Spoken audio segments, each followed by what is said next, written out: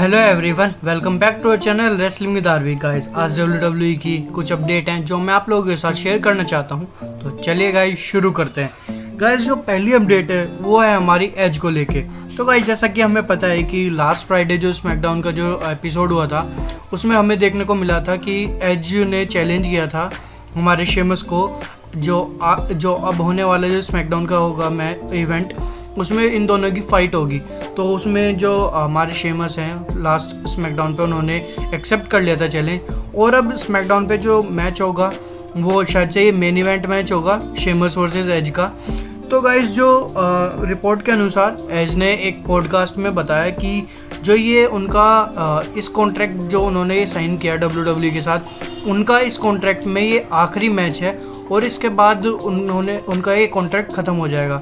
और उन्होंने उसके बाद ये भी बोला कि उन्हें अब ये नहीं पता है कि आने वाले जो टाइम होगा उसमें क्या वो दोबारा से रेसल करते हुए नज़र आएंगे WWE में, या फिर वो कोई भी एक जैसे AEW है क्या उसमें भी वो नज़र आ सकते हैं। तो उसमें एज ने बोला कि अभी मेरे को कोई आसान नहीं लग रहा है कि मैं आगे चल के कोई किसी भी WWE या AEW में आगे चल के फाइट करता हुआ नजर आऊँ। तो गाइस, जैसे कि हमने देखा था लास्ट फ्राइडे और नाइट का जो स्मैकडाउन का एपिसोड हुआ था, उसमें हमने देखा कि एज बहुत ही ज़्यादा इमोशनल थे जब उन्होंने अपना एक इंटरव्यू कंडक्ट किया। और उसके बाद हमने देखा कि शेमस जब आए थे उसके बाद भी उनकी आंखों में जब देख रहे थे तो वो बहुत ही ज़्यादा इमोशनल दिख रहे थे। और उसके बाद हमें पता है कि इन दोनों का ये एक लास्ट मैच हो सकता है एज का, जो वो डिमांड कर रहे थे WWE से, तो उनको वो मैच मिल गया।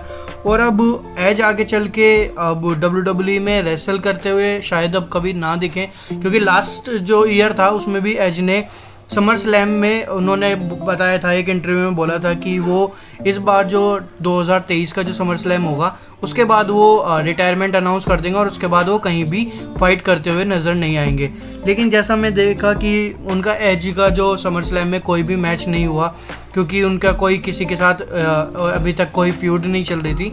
तो अब आके हमने देखा कि समर स्लैम के बाद कि एक हफ्ते बाद जब समर स्लैम ओवर हो गई उसके बाद हमने देखा कि एज रिटर्न करते हैं स्मैकडाउन में, और उन्होंने सीधा एक मैच डिमांड की शेमस के साथ। और अब हम देखना भी इंटरेस्टिंग होगा कि ये जो उनका फेयरवेल मैच है या फिर वो अभी कुछ टाइम के लिए अभी WWE में रेसल नहीं करना चाह रहे हैं या जो भी है, तो इस मैच को WWE किस तरह से एडवर्टाइज़ करती है और किस तरह से उनको एक अच्छा विदाई देती है अभी। तो देखना इंटरेस्टिंग होगा कि इस मैच को कौन जीतता है और एज का कितना अपर हैंड रहता है। तो चलिए गाइस, जो नेक्स्ट स्टोरी है वो है हमारी रोमन रेंस को लेके।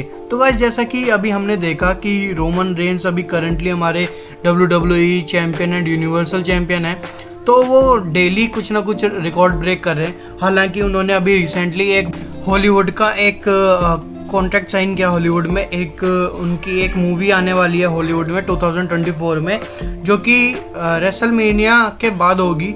और उसके बाद वो जहाँ तक हमें नज़र आएंगे एज अ पार्ट टाइमर। तो अब जो उन्होंने रिकॉर्ड ब्रेक किया है वो रिकॉर्ड ये ब्रेक किया है कि उन्होंने as a WWE champion 500 days cross कर दिया है। हमें पता है कि वो पिछले 2.5 साल से वो यूनिवर्सल चैम्पियन है, लेकिन वो उसके बाद हमने जब देखा था कि हमारे जो रोमन रेंस और हमारे ब्रॉक लेसनर का मैच हुआ था जब यूनिफाई हुई थी ये चैम्पियनशिप, तो उसके बाद जब WWE चैम्पियनशिप उन्होंने जीती थी ब्रॉक लेसनर से, उसके बाद से लेके अभी तक उन्होंने 500 डेज सरपास कर लिया है एज अ WWE चैम्पियन भी। तो डेली रोमन रेंस रिकॉर्ड तोड़े जा रहे हैं, हर दूसरे दिन कोई नए रिकॉर्ड बनाए जा रहे हैं। तो अब देखना इंटरेस्टिंग होगा कि आने वाले टाइम में और कितने रिकॉर्ड्स हमारे रोमन रेंस तोड़ते हैं। तो गाइस, चलिए आज के लिए इतना ही, और WWE की अपडेट्स और स्टोरीज जानने के लिए प्लीज़ हमारे चैनल के साथ बने रहें। हमारे चैनल को सपोर्ट करें, हमारे चैनल को लाइक करें, शेयर करें एंड सब्सक्राइब करें। Thank you everyone.